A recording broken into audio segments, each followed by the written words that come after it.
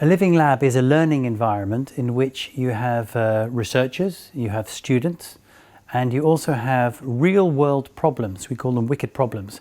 Students from multidisciplinary teams work together with coaches from multidisciplinary teams on real world issues for collaborating partners. And together we achieve much more than we could if we just stayed in one discipline. We get questions and ideas from our collaborating partners, different collaborating partners, and they will ask us to look into a particular challenge they have, and we call it a wicked problem. A wicked problem is complex, there's no simple solution, there's no really way to find the answer, one answer, but together we come to multiple ways of looking at that wicked problem.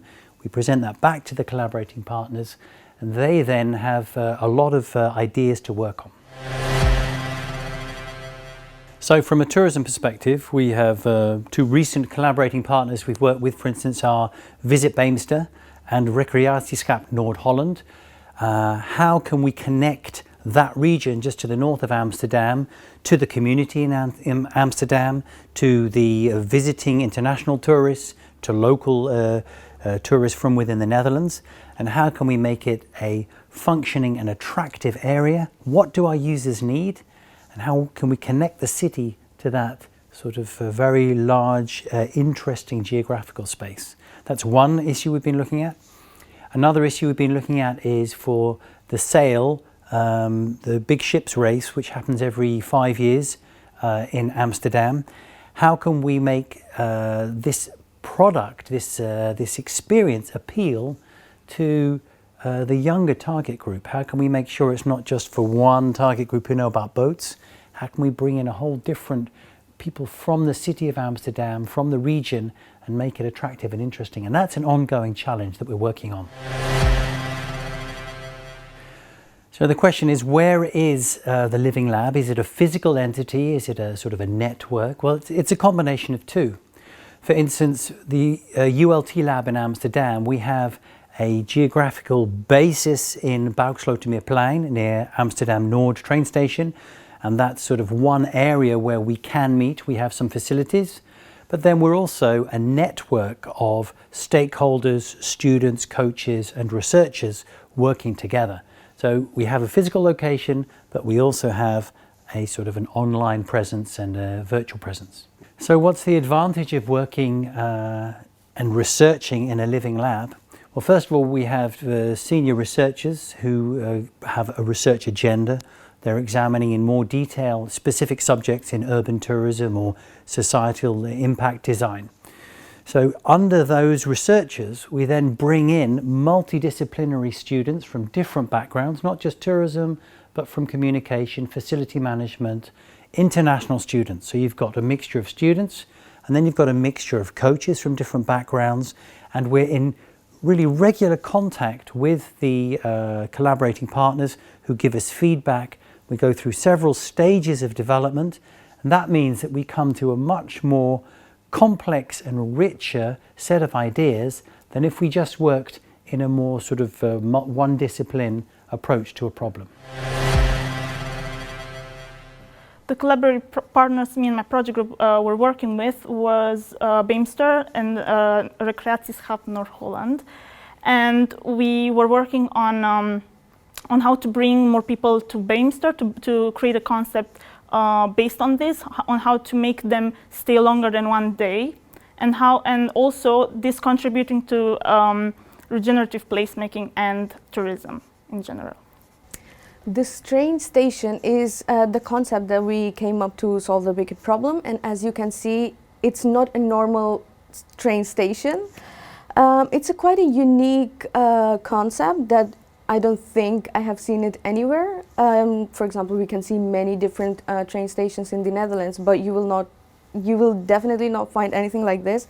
We have implemented LED LEDs to make it more attractive and to represent the history background of Beemster, and to make it more interesting as well, so that people come, they visit the train station, and they also get excited to explore Beemster more.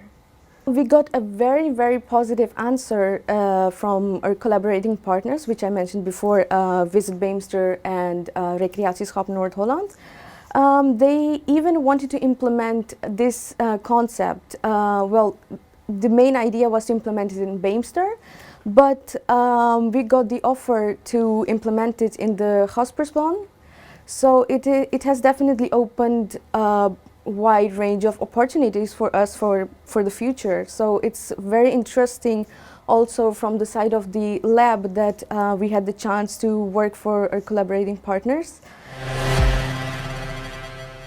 For me, definitely the most important thing of studying in the lab was the multidisciplinary environment, because I personally got to learn about more perspectives, so not only from tourism management students' perspectives, but with also about perspectives of students from different backgrounds, from different studies, such as creative business or even advertising, which was a really open, like a mind-blowing experience to see so many views on the world and on the project itself. A thing that made me step out of my comfort zone. For example, we had to we did a workshop for some students.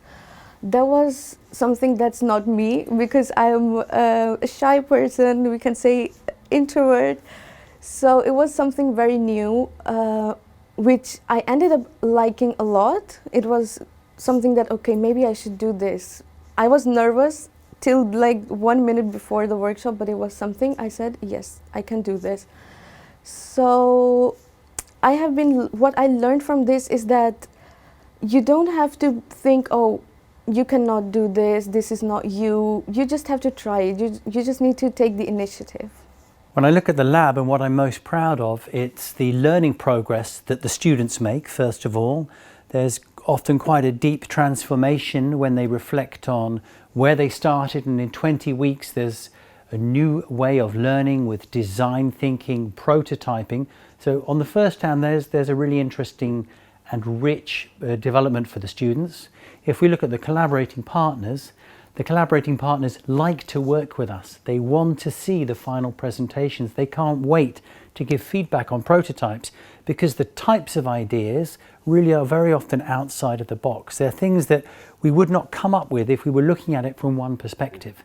So I'm very happy with the solutions, the ideas, and the enthusiasm that you see from our collaborating partners.